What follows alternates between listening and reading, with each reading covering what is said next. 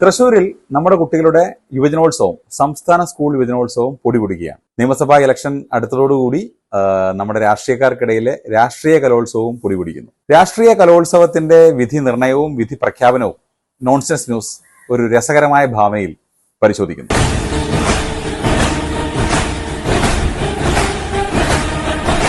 വിധി പ്രഖ്യാപനം ആരംഭിക്കുന്നു.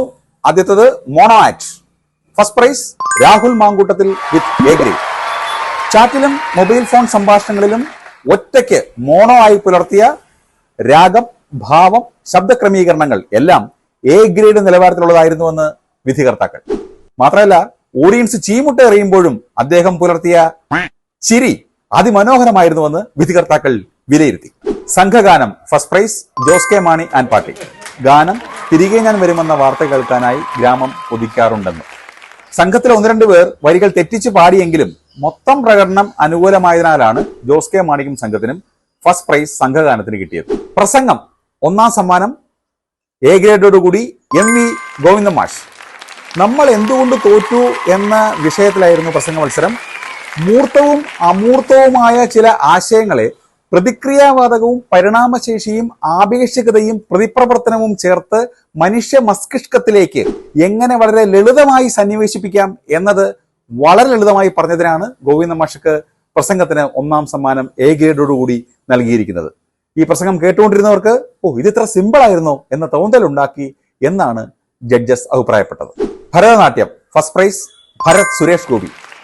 എയിംസ് ആലപ്പുഴയ്ക്ക് അല്ലെങ്കിൽ തൃശ്ശൂരിന് എന്ന പദം വിശിഷ്ടമായ കൈമുദ്രകളോടെ ശിരസ് ആട്ടലോടെ അതിഗംഭീരമായി ആടിയതിനാണ് സുരേഷ് ഗോപിക്ക് ഒന്നാം സമ്മാനം.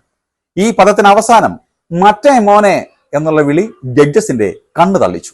നാടകം first prize V D Satheesan and party. നാടകത്തിന്റെ പേര് വിസ്മയം വരും. കേട്ടോ, വരുമായിരിക്കും. Margamkali first prize Aisha Potti.